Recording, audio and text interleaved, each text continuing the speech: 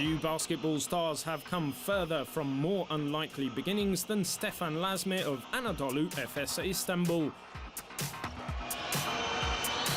The Euroleague's third best shot blocker ever started life on the west coast of Africa, in Port Gentil, which, despite being Gabon's second largest city, is so remote that it's only accessible by airplane. I'll say it's a very laid-back city. Everything is kind of slow. Basketball was such an afterthought in Port Gentil that Lasme had to sneak out of his house late at night just to see games on TV.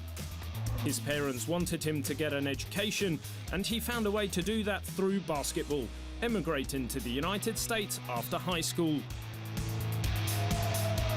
All along, I was just trying to use basketball as a way to get a better education. I didn't really think about being a professional until people really started talking about it in my senior year in college. Even in Gabon, I was just thinking that I was going to use basketball to just get a degree somewhere. The jumping ability that makes him a great shot blocker might be traced to the basket that Lasme built, 10 centimeters higher than normal, when he was a kid in Gabon. But the notion that he might someday be like those players he watched on TV was as far away as Port Gentil itself. I couldn't imagine, but I could only dream, you know. I was young and I didn't know where basketball was going to take me, but all I kept doing is dreaming about playing professional somewhere. Despite being so isolated, Port Gentil was once considered the world's most expensive city due to the oil industry's large presence there. That's just another part of the special character of Port Gentil, according to the city's other best-known export. It's expensive mostly because of the oil companies and stuff. And people have to make a living over there. But I say everything is slow. It's the water, but the ocean, a lot of wildlife. You love it. In addition to his shot-blocking prowess, which earned him the Best Defender trophy in 2013, Lasme has been known among his 4 Euroleague teams, Partizan Belgrade, Maccabi Electra Tel Aviv, Panathinaikos Athens and now Efes, for his sense of humour, an attribute he credits to his upbringing in Port Gentil. When you don't have much, you find ways to entertain yourself, and most people just are jokers over there. You have to be ready to joke about people or to get joked on. So it's a good way to pass the time. Lasme's life is not all fun and games though.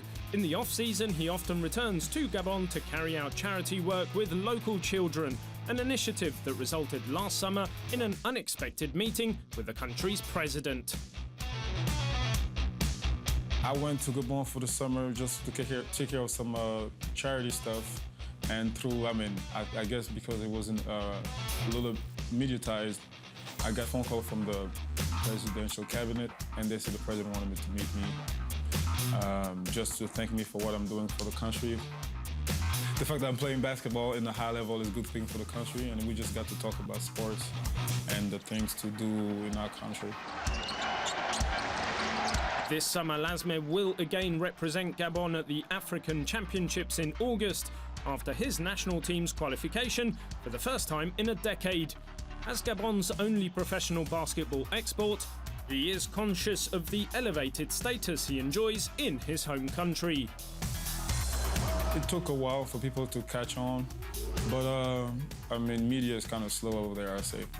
And people don't spend time in looking. They don't have a big culture of sports, I say. So, it took a while, but nowadays, I think there's more and more news about me over there in Gabon, and people realize and pay attention more to the games. And with that status comes responsibility, even though Lasme is far away from his faraway hometown for the largest part of every year. Hearing the kids talking about me, asking me how I did it, tell me that I'm kind of a role model for them. That's when I realized the stuff that I do in basketball is important for them, for the kids, for Gabon.